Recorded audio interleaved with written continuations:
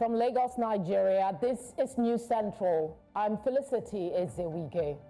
The top stories tonight. Ahead July 12 council election in Lagos, News Central hosts political session where stakeholders call for sanity in electoral process. From stardom to detention, teenager who courted fame in build-up to 2023 general elections cleared of charges of felony and robbery. Human Rights Watch warns increasing violence in Haiti, threatening country's population, pushing it to brink of collapse. In business, Naira hovers on the brink of devaluation as oil prices plunge below budget targets. And in sports, Nigerian chess icon Tunde Onokoye set to achieve new Guinness World Record at New York's iconic Times Square. Tonight begins now.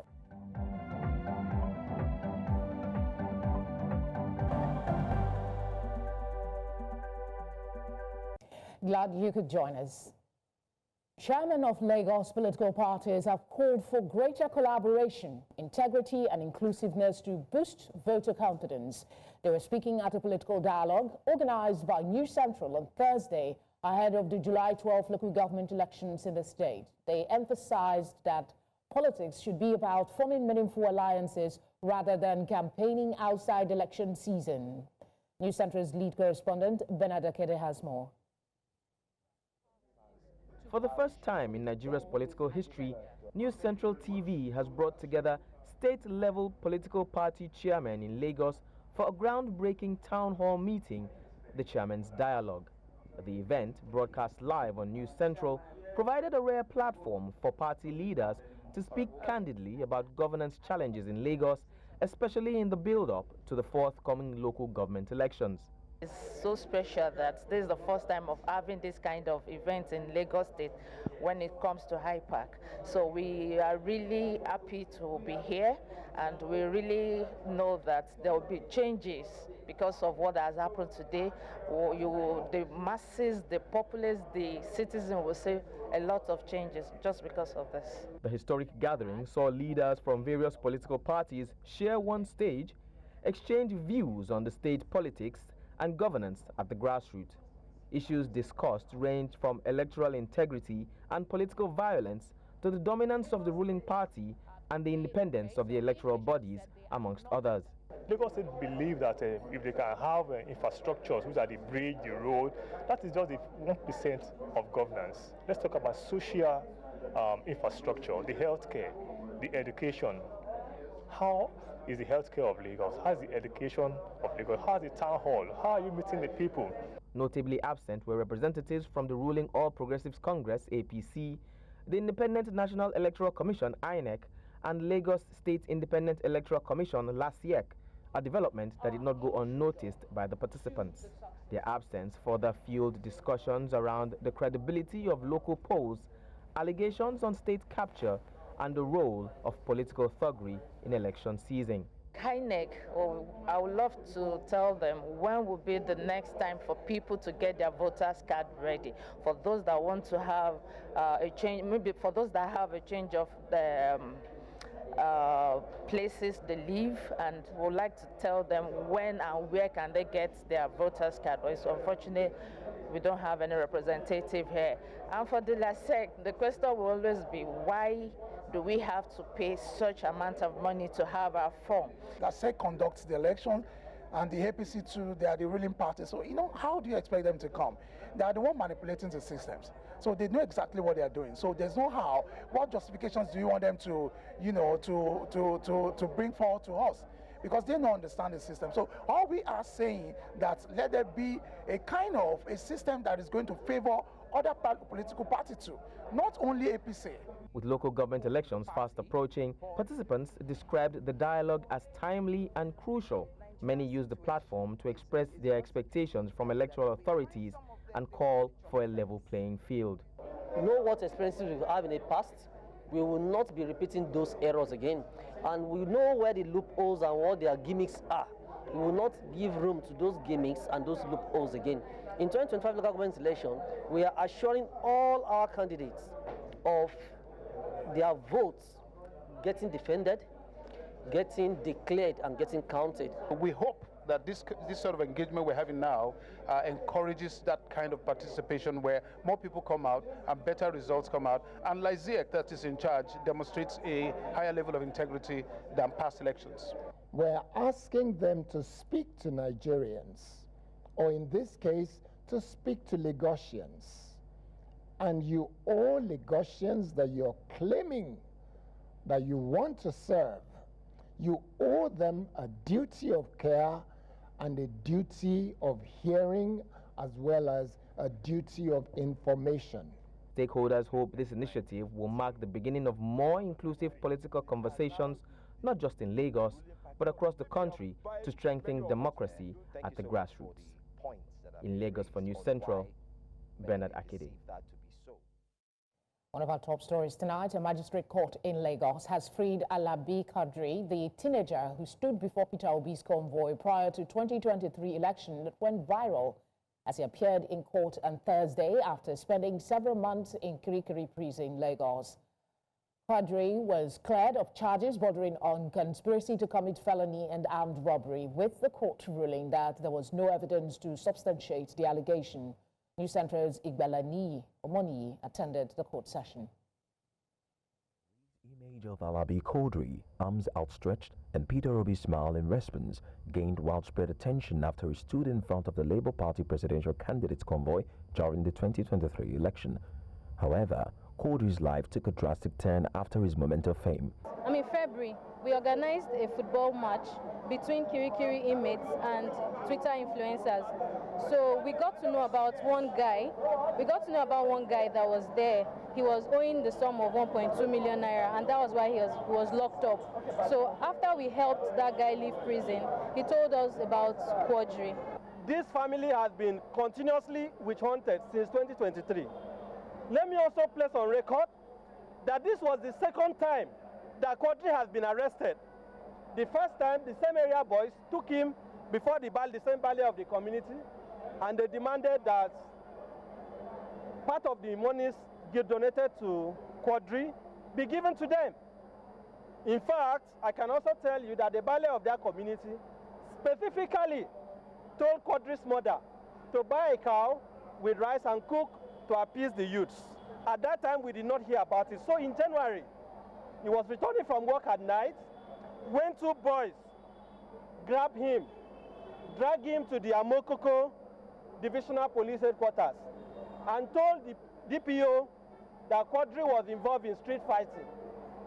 To our greatest dismay, on the 27th of January, the police brought him before the same court to be remanded, only for them to get to court, and they were told that Kadri was being wanted in connection with a case of armed robbery.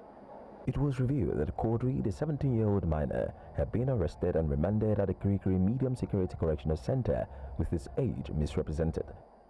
I am calling on behalf of the family that the DPO of Amokoko must be removed immediately, and that even the IPO and other officers who were involved in this very devilish act of framing up a minor for armed robbery must be made to face orderly room trial. We are also demanding that the police must pay the sum of 100 million to Kadri, having been detained since January illegally. Lastly, we demand a public apology from the Nigerian police.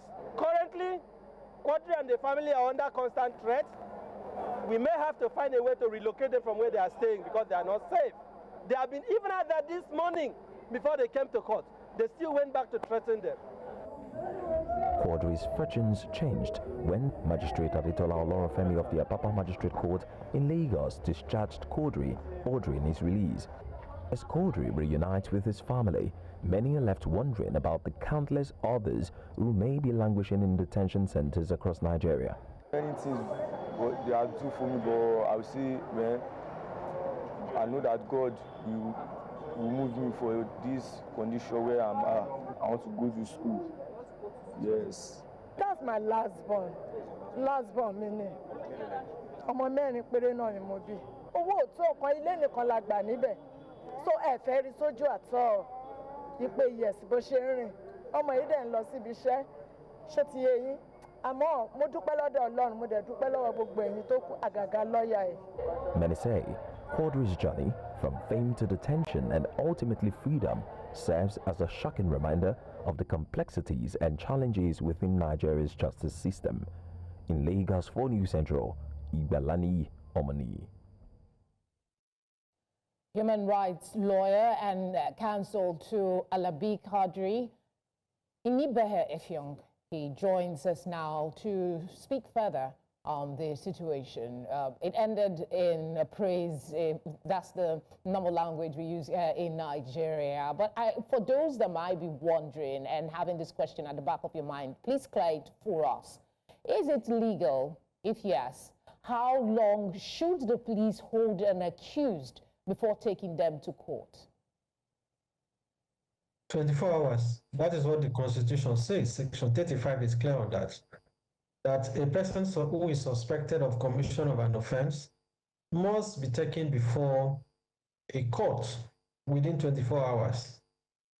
In this instance, Quadri was detained for about a week at the Amokoko Divisional Police Headquarters before he was belatedly taken before the magistrate court in Apapa, where they sought a remand order.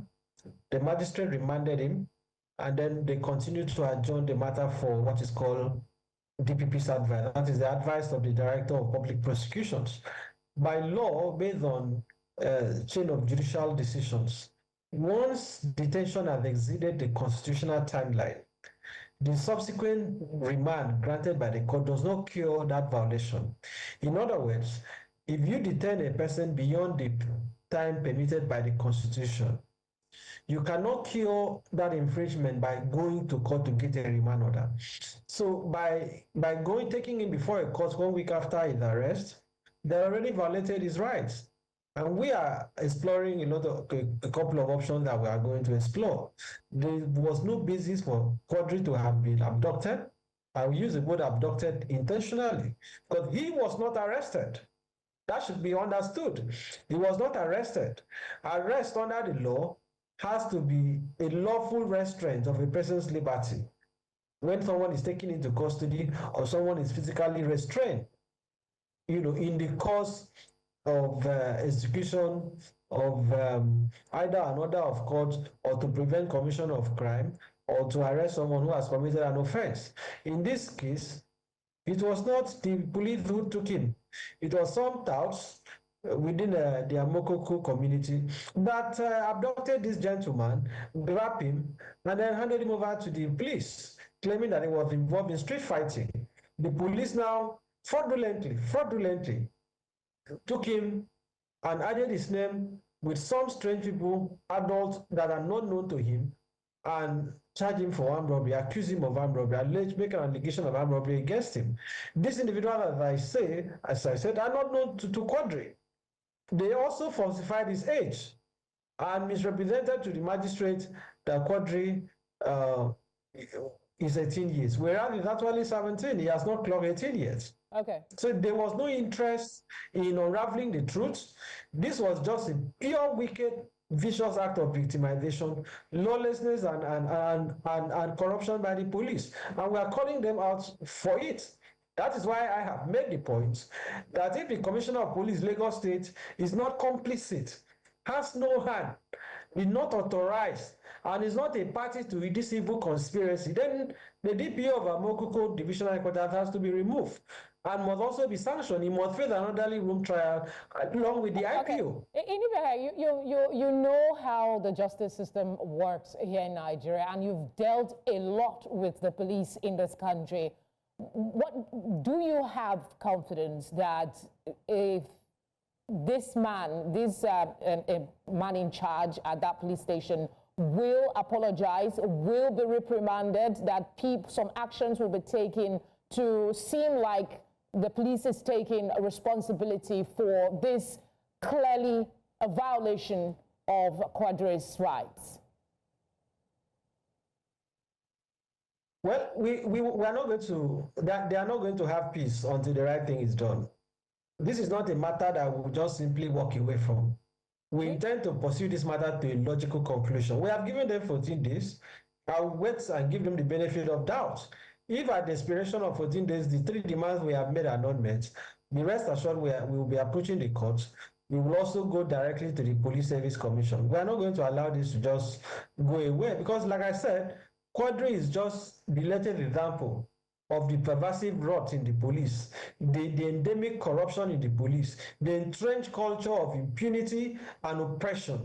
You can imagine other Nigerians who have equally been framed, falsely framed, for armed robbery, for murder, for kidnapping, across the country. You can imagine the number of innocent Nigerians that are currently sleeping in prisons across Nigeria and even in police cells for alleged offenses that they know nothing about.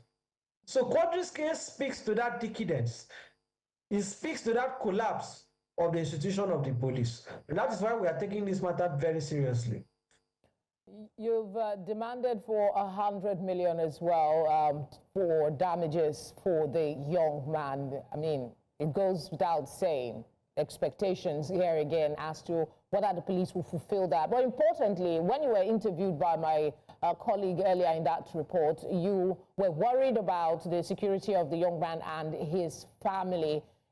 How do you plan to help them, if needed, to leave that place? Is it through public funding or there is a strategy? Of course, we have already taken steps in that regard. I can confirm to you that already I have started a fundraising campaign for him. Within 2 hours of that fundraising, we've already raised over 3 million.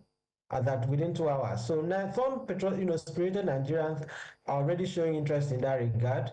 We are hoping to relocate them from where the community where this malice had developed, where all this transpired, to a different part of Lagos, so that they can have some respite, some sense of security.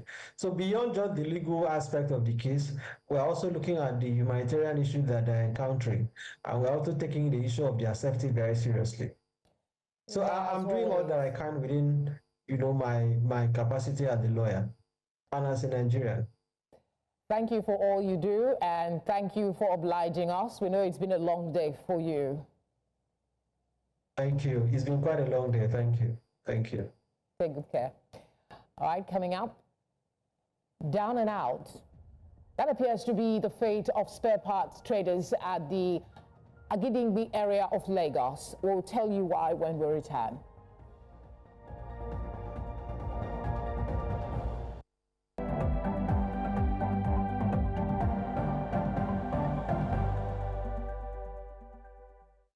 Glad you're still here. We told you earlier that chairmen of Lagos political parties have called for greater collaboration, integrity and inclusiveness to boost voter confidence. This was at New Centro's inaugural Inside Lagos Politics dialogue with chairmen of political parties. To speak on that, we have Professor Anthony Killer. He is the director, Commonwealth Institute of Advanced and Professional Studies. He joins me now to speak on this development with the clamor for inclusiveness, transparency and sanity in the electoral process in Nigeria. Thank you very much for giving us your time. How can a greater collaboration among political parties enhance voter confidence in the electoral process? Well, good to be here, and congratulations on New Central for this initiative. I am one of those who have advocated for long that the media will play a very fundamental role if we want to consolidate our democracy. And I think it must be said that New Central is moving in the right direction for doing this. So thank you for doing that, and congratulations. To your question, I think political parties need to offer the people three major things. One is solid ideas, not even ideologies, ideas on what they're going to do if given a chance as candidates and as platform for party. The other thing that they need to do is that they should set the example for inclusion, which would mean that they would not go picking the children or mistress or husband of somebody. Rather, they should go for people who are capable and people with merit and not just a car park of non-entities. The third thing that they need to do themselves is to actually make the process, their own internal process, very clear, and then they should be efficient in all they do. I think those three things are the crucial place to start from. What steps can be taken to promote inclusiveness in the political process, particularly for marginalized groups? Well, I think, you know, there are at some point they need to sit down to look at the impediments. Why are people not interested? Why are the marginalized people not interested in political movement? Number one is that if they see it as a game of dirty people or non-entities, then, you know, people of goodwill who have good names and character will not be willing to join. The other thing is there's just a few logistical issues. I noticed that a lot of political parties and indeed electoral bodies are giving waivers for women and people with disability to join. That's a good step to show that they know who is marginalized. But I think political parties also need to be very practical in some of the things they do. At the moment, there's a general practice for especially main political parties to have meetings at night. I mean, those things are not really necessary. They need to find a way to make sure that politics is to serve and not use politics for serving self. It should be to serve the people, not to serve themselves. I think if political parties, and this is, I don't know if they can do it jointly, but I think individual political parties a lot if they can show the rest of the country that they are truly willing to include others by ensuring that people are recognized from their profession, from their location, or from different things that they might have. Those are things that can help. Talk to us about how political parties can form meaningful alliances that is devoid of selfishness, benefiting primarily the electorate.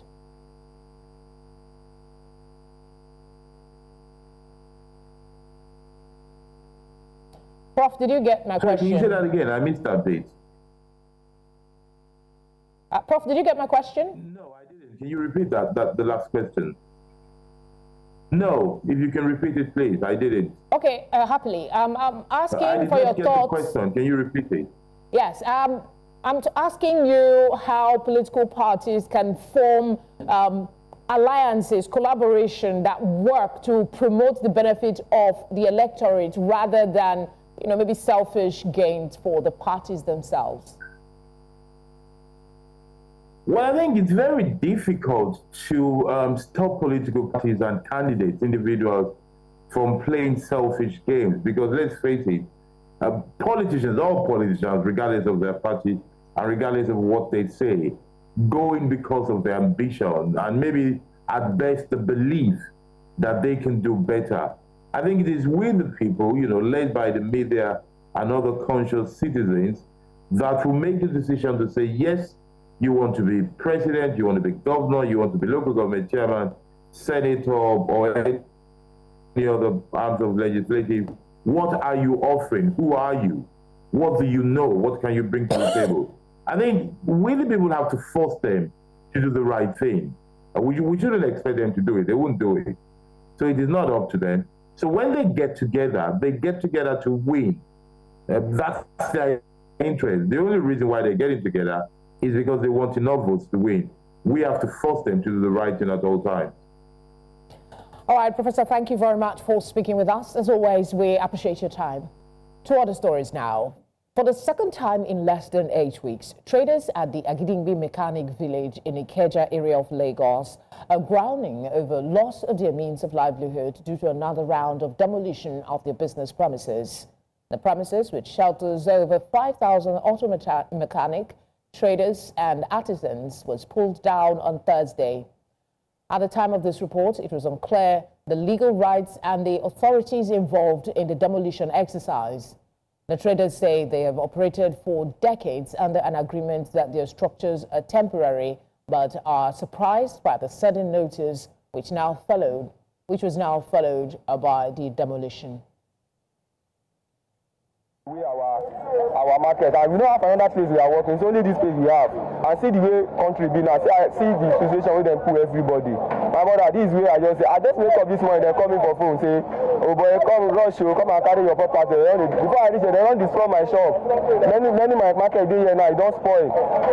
And this is where I'm living and I'm feeding my family. I don't have any other place. My brother, this is where I see am. If Nigeria get another way, they can help us. Maybe they help us. Nobody say they pursue us for here now, carry us go another place. We don't have another place. See, you can see as they destroy everywhere. Everybody just define this. You know where to go. This is where we see this morning. We don't even know what to do. We don't know what to do. It's not only this place. We hear about it. But our chairman here, they tell us we are not among. It's only that second yard, plot 8, they live here. Say we are not among.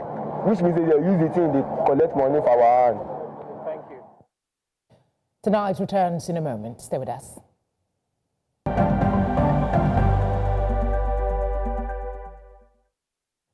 A new era of youth empowerment and grassroots sports development has dawned in Ifako Ajayi, Lagos State, as leading corporate organization Kingmakers, in collaboration with the Ifako Ajayi local government area, commissioned the Kingmakers Ifako Ajayi Sports Complex, a multi-million naira facility set to serve over 200,000 residents. News Central's Israel Eferobo was there and now reports.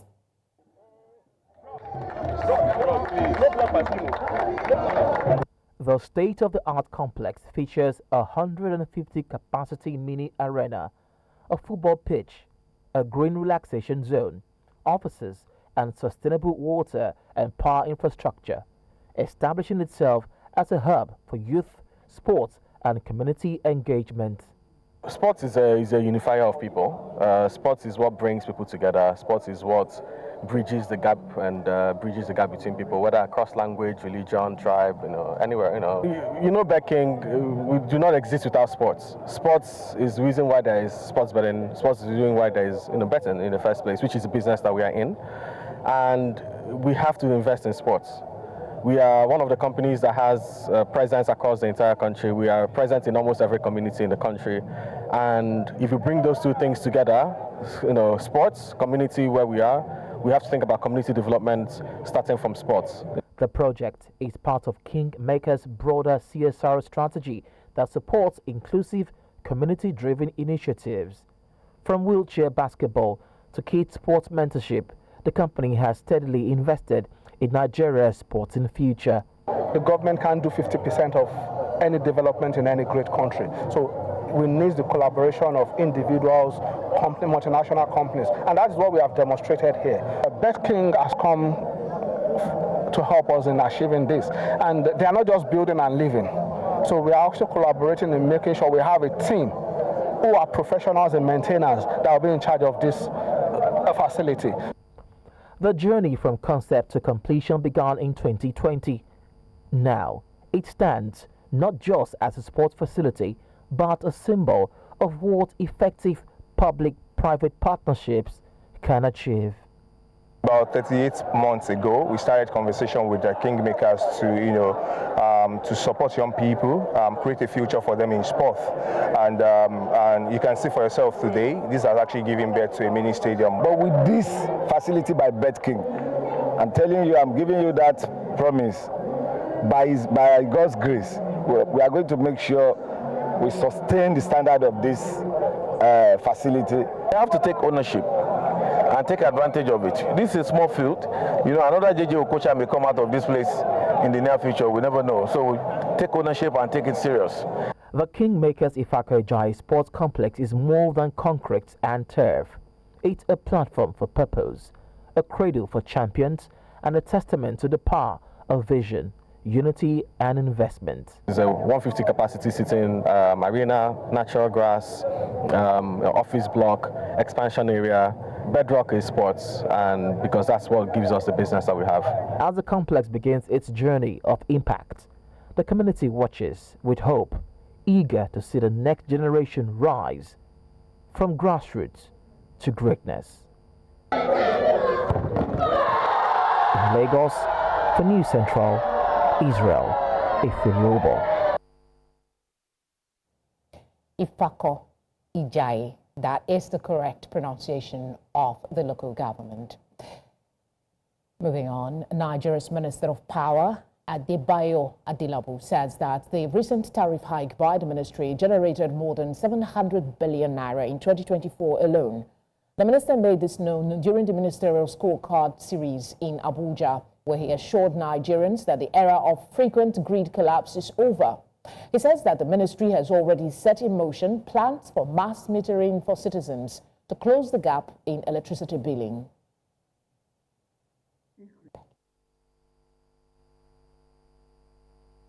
But with the tariff review that was implemented in 2024, the revenue grew from 1 trillion in 2023 to 1.7 trillion, which is 700 billion increase. And this is the result from the cost-reflective tariff adjustment for Band A customers. And we have just done this for 15% of Nigerian electricity consumers. As of today, if we grow our generation to 8,700. Outside Nigeria, the U.S. Special Envoy to Africa has called on Rwanda to withdraw all its troops from the Democratic Republic of Congo and stop any support for the M23 rebel group. U.S. Envoy Masad Bolus said this during an online press conference from Washington after meeting this month with the leaders of both countries, an allegation Kigali has since denied. Eastern DR Congo has been wrecked by decades of conflict, but tensions have soared in recent months by the advance of the M23 armed group, which the international community says is backed by Rwanda. We can confirm that Human Rights Watch has warned that the security situation in Haiti is in free fall. This is as armed groups continue to unleash deadly violence in the capital and other areas across the Caribbean nation. In a statement on Thursday, Human Rights Watch said criminal gangs have escalated their attacks in Port-au-Prince since late last year, and only 10% of the city remains under government control. Opposition leaders and self-defense groups have led violent protests against the transitional government. According to the United Nations, between late January and March 2025, at least 262 people were killed and 66 others injured in the northern Port-au-Prince communes of Kenskoff and Carrefour.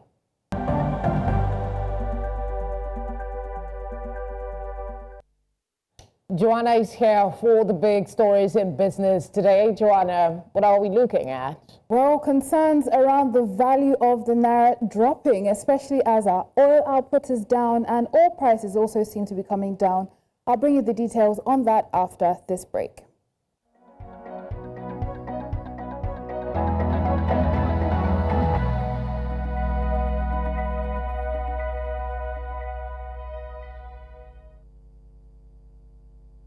There are growing concerns that the naira may face another devaluation as global crude oil prices remain under pressure due to U.S. President Donald Trump's tariff war. Brent crude is trading at $66.62 per barrel, below Nigeria's 2025 budget benchmark of $75. Although Bonny Light crude is at $78, Nigeria's oil output fell to 1.4 million barrels per day in March, well below the 2 million daily target. Goldman Sachs economist Andrew Matheny warned that a weaker naira may be the natural policy response to boost revenues. The naira has depreciated almost 5% this month and is now trading at 1,600 naira to the dollar. Experts say prolonged low prices could hurt reserves, worsen fiscal spillage, and impact the broader economy. Nigeria and South Africa have signed a new agreement to strengthen cooperation in the mining sector, aiming to support Nigeria's efforts to diversify its economy beyond oil. Announced on Thursday by Mines Minister Dele Alake, the deal includes collaboration on geological mapping with drones, sharing mineral data, and jointly exploring agro and energy minerals in Nigeria. With 23 commercially viable mineral deposits, including gold, lithium, iron ore, and limestone, Nigeria hopes to revamp its underperforming mining sector, which currently contributes less than 1% to GDP. Alake emphasized that South Africa's established mining expertise makes it an ideal partner to help unlock Nigeria's mineral potential and drive sustainable economic growth through the sector. And coming to the equities market, closed out the week in the green, gaining 38 basis points. That means altogether for the trading week that ends today, tomorrow is a public holiday, we're down 53 basis points. Year-to-date return minus 3.93. All-share index is at 104,233.81 and market capitalization 65.49 trillion naira. Coming to sectoral performances, banks are on the rebound, thankfully, up 1.33%. Insurance is down 2.92%. Oil and gas up 0.44%. Consumer goods also up significantly, and industrial goods is flat. That's it on Business Tonight. I am Joanna Mustafa. Tonight continues with Felicity.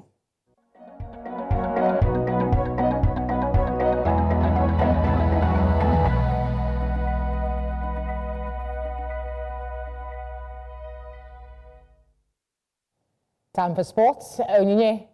We hear chess master Tunde Onakoya is eyeing another Guinness World Record. Yes, indeed. He created one in 2024, but at this time, he wants to topple that record again, going for 70 hours. He began at 3 p.m. West African time, but I will tell you more about that shortly. Good for him.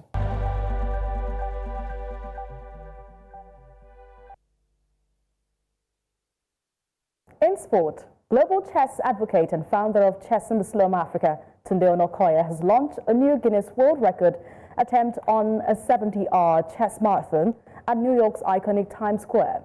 The challenge aims to reclaim the world record while raising funds to build the largest free school for homeless children in Nigeria. Onakoya first made history in 2024 with a record-breaking feat of a 60-hour undefeated chess marathon. This year's event is even more significant as he is joined by 5 exceptional young talent, children who have emerged from some of Africa's most undeserved communities. The marathon kicks off at 3 p.m. West African time on April 17 and will conclude at 8 p.m. on April 19 at the same Times Square location where Onakoya made history just 1 year ago. The National Council on Sport has approved a fixed schedule for the National Sport Festival to be held between November and December annually in order to enhance operational efficiency and align with global standards. The decision reached at an extraordinary meeting in Abeokuta also reaffirmed Rule 11 of the NSF General Rules, limiting the event to 32 sport, 27 compulsory and 5 optional. Host states may choose their 5 optional sport from the pool of 25. This aims to streamline the festival structure, improve logistics, and boost sponsorship potential. The council also praised the federal and Ogun state government for supporting sport growth and preparations for the 22nd National Sport Festival, set for the 16th to the 30th of May 2025 in Abeokuta. Coach of Nigeria's Flying Eagles, Aliyu Zubairu, has selected his final squad for this year's Under-20 African Cup of Nations in Egypt. The list also includes highly rated Lil Strom of Norway forward, Barubo Ahiri, and the 7-time African champions and 2-time world runners-up will depart for the shores of Nigeria to Egypt on Sunday, where they are expected to play a couple of friendly matches before their opening match of the competition against Tunisia in Cairo on Thursday, 1st of May 2025. 3 days later, the Flying Eagles will take on the pitch against Morocco before rounding up the group phase campaign against Kenya on Wednesday, 7th of May 2025. All 4 semi-finalists at the tournament in Egypt will fly Africa's flag at this year's FIFA Under-20 World Cup in Chile from the 27th of September to the 19th of October. Great news for Liverpool at this time, as Liverpool captain Virgil van Dijk has signed a 2-year deal, committing his future to the club until 2027. The 33-year-old Dutch centre-back previous contract was set to expire at the end of the season. His extension follows that of teammate Mohamed Salah, who has also signed a 2-year renewal last week. Van Dijk, who joined Liverpool from Southampton in 2018, has been linked with a potential move to Paris Saint-Germain, but dismissed those rumours, affirming his desire to stay at Anfield. He expressed pride in continuing with the club, calling it the best place for himself and his family. Van Dijk has been instrumental to Liverpool's recent success, including their 2019 Champions League and 2020 Premier League triumphs. Wrapping up sport updates, Spain's Sara Sorribes-Tormo is taking an indefinite break from tennis after the Olympic medalist said on Thursday that the physical and mental toll that it had had on her in the last few months had been too much for her. Sorribes-Tormo, who won the doubles bronze at the Paris Olympic last year, said she had been suffering for too many months on the court before taking the decision to take some time off to rejuvenate her mind and body. She recently won her 6th doubles title with compatriot Cristiana Busto in Bogota, while she was also won the last singles match in Billie Jean Cup qualifier between Spain and Brazil earlier this month. And that's it in the world of sport. I am Onyinyechi Obaro. The news continues shortly.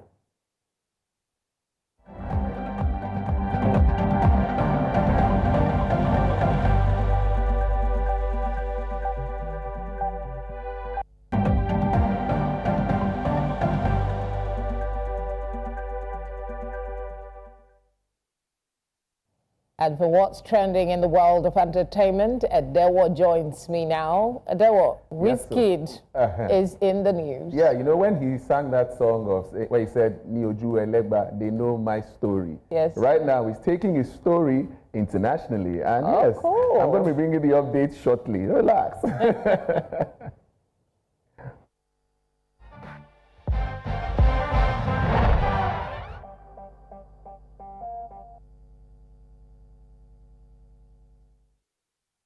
Exciting entertainment news as Wizkid is set to premiere his documentary, Wizkid Long Live Lagos, at the 2025 Tribeca Film Festival, marking his debut at a major film event.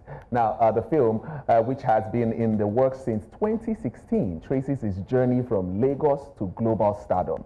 Afrobeats star featuring rare footage of interviews and behind-the-scene moments selected for the Tribeca's prestigious Spotlight Plus category. The documentary not only highlights Wizkid's influence, but also reflects Afrobeats' rising impact in the global scene. Now, anticipations are high, and the film is poised to be a major highlight of the festival as well. So they're not just showing it one side. It's going to be a major highlight. Wizkid's story. Felicity, what do you think? I actually am looking forward to it, especially those snippets of music that will be in there. Yes. Okay, but the good thing is that he also tweeted about this, and people didn't know that this has been on since 2016, because he put out a tweet. He said, my documentary looking so lit, wait to share the experience with you all. Thank you for rocking with me and holding me down. You know, so since 2016, they've been putting clips together to document this great Afrobeat icon. That's intentionality. Intentionality, yes. I mean, he's been planning this. Who knows? The guy might have something planned for us next 3 years, and it's ready this year. And we don't know. This year. So we say big ups to that and putting Nigeria and Afrobeats on that level. Come on. It's not easy. Well, big ups to Wizkid. Now let's talk about someone else. Drake. He's back again in the news. Drake has expanded his defamation lawsuit against Universal Music Group, claiming the label used Kendrick Lamar's Grammy win and Super Bowl performance of Not Like Us to harm his reputation. We're back on this again. Now, he also alleged UMG allowed bots to inflate the song's streams. UMG has dismissed the claims as baseless and accused Drake's legal team of misleading him. The court has allowed Drake to move forward with the discovery, and a dismissal hearing is set for June 30th. This started off with just one song, right? Kendrick did a diss song to Drake, and now it's a big deal because there was a line in that song that made, put Drake in a certain light. According to the line, it makes him look like a pedophile. And Drake took that as an offense, and that's where we were in this lawsuit. Yeah. I mean, people they work so hard to build their reputation. So, I mean, you shouldn't be surprised that they will also, if you come at them, they will come at you. Definitely. Yeah, nobody's a saint. No, but people are saying, okay, since it's a diss track, why doesn't Drake just go and do a diss track and respond? No, there are some things that are bigger than music. There are some things that are bigger. Because when he goes, the traces and stories that are told about him True. Somebody might now take that and blow it out of proportion. But with this legal action, at least he puts his argument in the front line. When anybody researches that line that is so upsetting, they also know that he did his best to try and address it, to express his dissatisfaction with it. So, I mean, he's within his rights to go to court. All right. Well, let's wait till June 30th to see how all this plays out. Yeah, it might be dismissed, but it still doesn't take away the fact that he has made his point. True that. Yeah. All right. Well, that's all we have on entertainment tonight. That's what we have for you tonight. But before we go, a reminder of our top stories. Ahead July 12th council election in Lagos, New Central hosts political session where stakeholders call for sanity in electoral process. From stardom to detention, a teenager who courted fame in the build-up to 2023 general elections cleared of charges of felony and robbery. We also told you that Human Rights Watch has warned that increasing violence in Haiti is threatening the country's population, pushing it to the brink of collapse. You send your eyewitness reports to the number showing now on your screen. We'd love to hear from you. Give us a follow at News Central TV. You can watch News Central live on DSTV channel 422, GoTV channel 23, we're on Star Times channel 274, Avo TV, and on YouTube. Thank you for watching. Have a good night rest.